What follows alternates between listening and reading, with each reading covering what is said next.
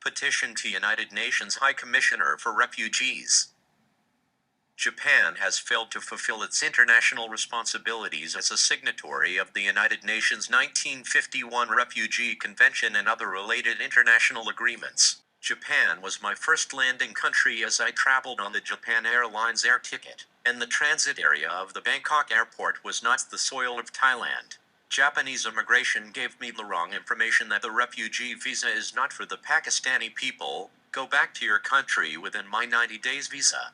On the Japan airline air ticket, I came to Japan. On my original documents, I entered Japan without paying to any human smuggler or agent. The Catholic Church allowed me to use their address.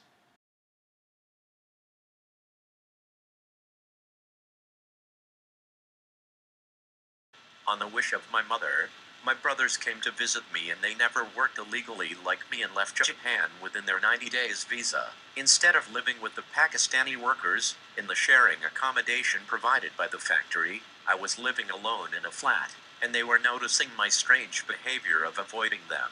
My Muslim co-workers were thinking that I am insulting the religion of Islam by not fasting in the month of Ramadan. So, one Pakistani worker injured me in anger, but I saved myself by rushing to the factory's telephone.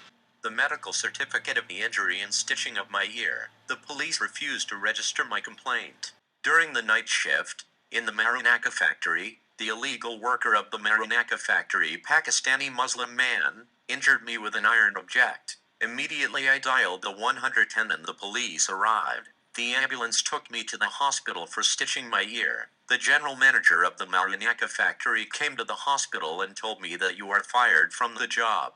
But later the factory asked me to start my job again, but I went to hide by changing my house and city. The illegal immigrant who injured me was protected by the Japanese police and the Japanese factory, so police refused to file my report against him. Now, this guy is the owner of a restaurant. And his real brother, who wanted to buy my passport in 1995, is now legal with his Pakistani wife and kids.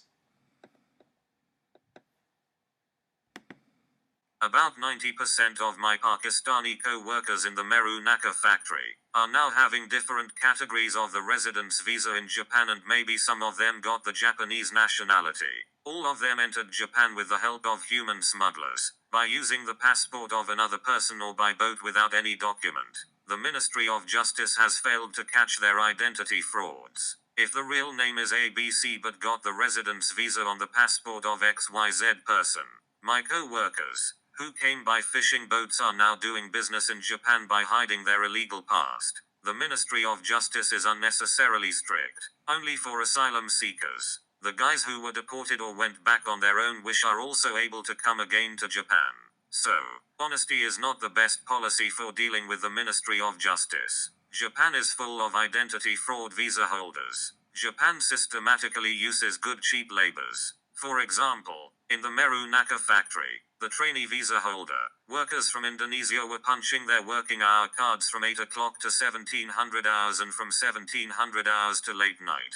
They were forced to work long hours without showing their long hours on the record. I will make another video about those Pakistani co-workers who are living legal by hiding their illegal past and by changing their identities. The Ministry of Justice is incompetent or corrupt. Actions speak louder than words. Maybe Japan thinks that by giving a big amount of donation to the United Nations, it is okay to destroy the entire life of the genuine asylum seekers and violate the human right. I will share my experience.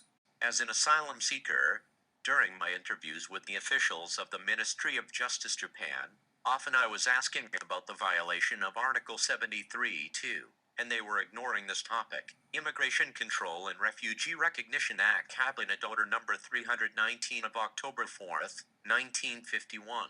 Article 73(2). 1.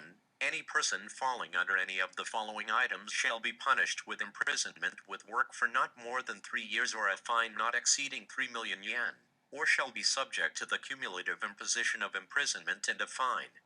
A person who has had an alien engage in illegal work in connection with business activities. 2. A person who has placed an alien under his or control for the purpose of having the alien engage in illegal work.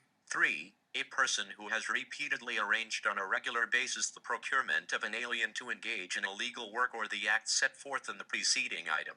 On my first application, when I stopped working because of my mental health issue and March decided to finalize my application, and their junior officer had this task to conduct the last interview with me to make a decision to reject my application. The body language of that junior officer was annoying, like he was trying to make five by putting two and two together. The decision was already made and he was just doing the paperwork to declare the decision, which was already made by the senior officers. In this interview, I insisted to write down my question about ignoring the violation of Article 73(2), and when at the end of the interview the interpreter read the writing of the officer wrote my question totally in different meanings: why the Ministry of Justice does not arrest the illegal workers? But my question was about the Japanese factory owners, like Marunika factory in Isazaki, where the illegal Pakistani guys are working since the 1980s, and never the Ministry of Justice dared to arrest that factory owner.